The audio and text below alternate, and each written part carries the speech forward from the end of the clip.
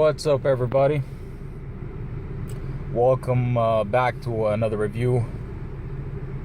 And today we've got our hands on I've got my hands on a rather painful memory. These are the Held Titans that I wore when I had an accident at around, I think it was 90 miles an hour. Yeah, something around that speed. And first and foremost, Held makes some quality gear. So let me just put that out there. All right, and you always, if you're ever in the racing circles, or even as a track day rider, or even a street rider, Held has always got this, hype about it. It's like Held, they make the best gloves. I mean, they actually started out only making gloves. That's it. And as a result of their success, they were able to branch out into, believe it or not only do they make one-piece suits, two-piece suits, they actually make helmets as well. Now, I don't think helmets are their strong point by any means, but anything that involves a leather construction, you can be rest assured that Held definitely have an amazing product to offer. Now, I wouldn't be saying this unless I had something to back it up. It's not like I work for Held. I keep my eyes open to even new entrants into the market. It's something that I always encourage, because for us consumers, the greater the level of variety, the better it is, the more competition between brands and so forth.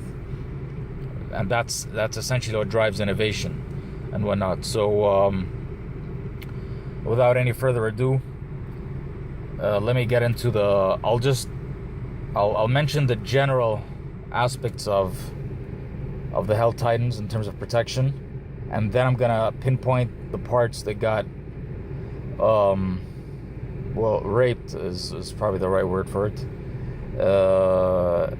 And before I jump into that, I'll just say that I took these gloves off right after the accident, and there was absolutely nothing, not even a scratch on my hands.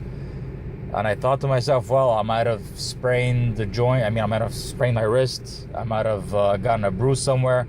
So I'm going to wait for like a day or so just to make sure that, these gloves performed 100%. And the fact of the matter is, 24 hours later, still nothing. So these gloves were a lifesaver, to be honest. So here it goes. First of all, let's take this one.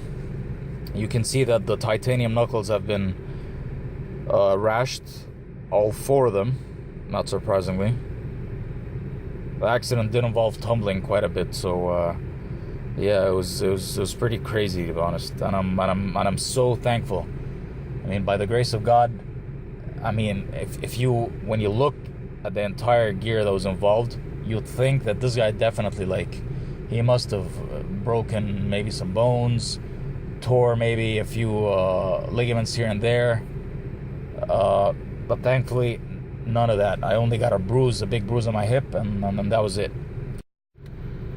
Alright, so as far as the damage is concerned, you can see the titanium knuckles got rashed, and to be honest, it's not really that deep.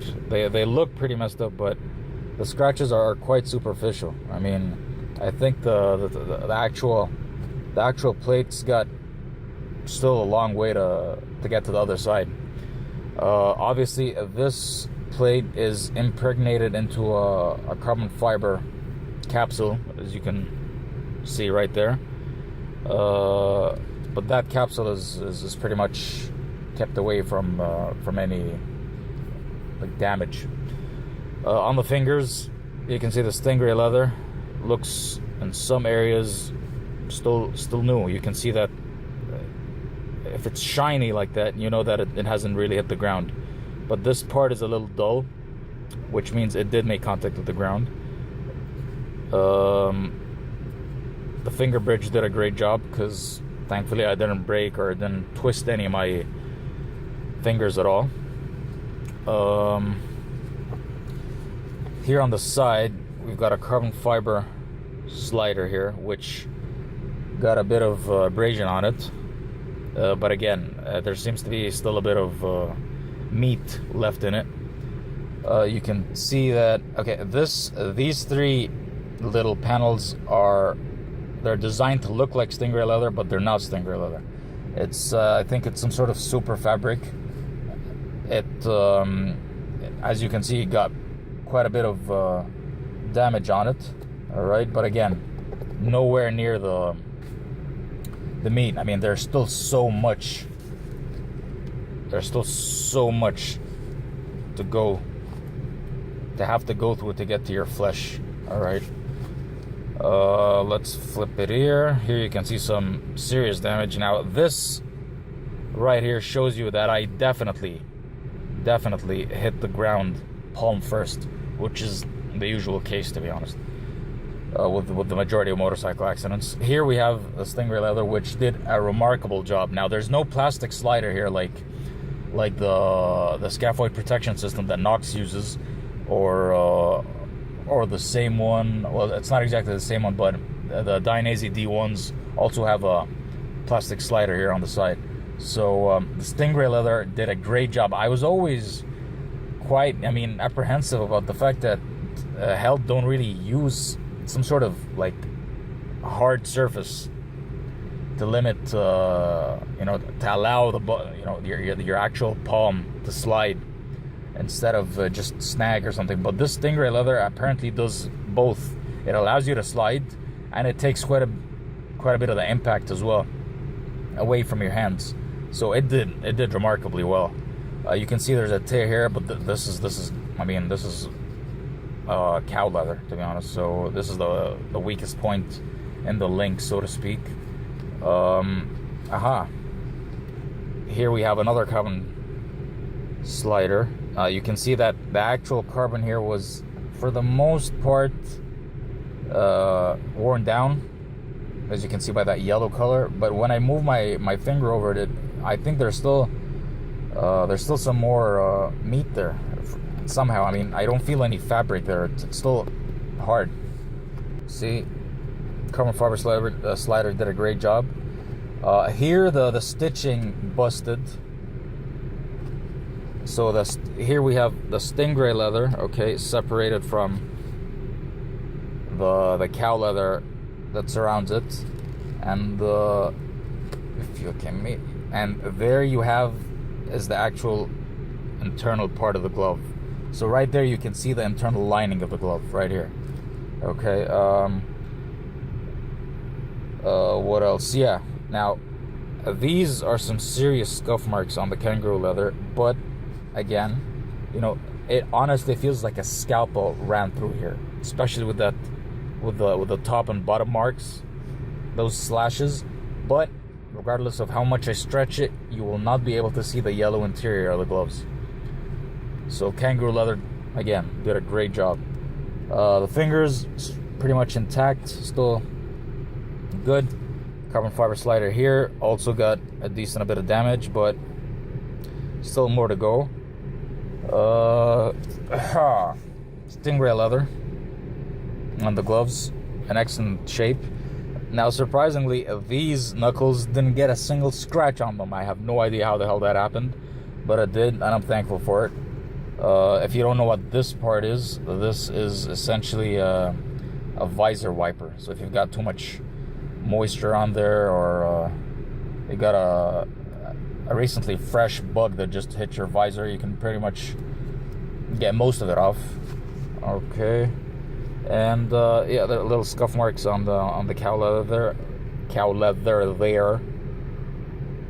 and I think that pretty much covers it.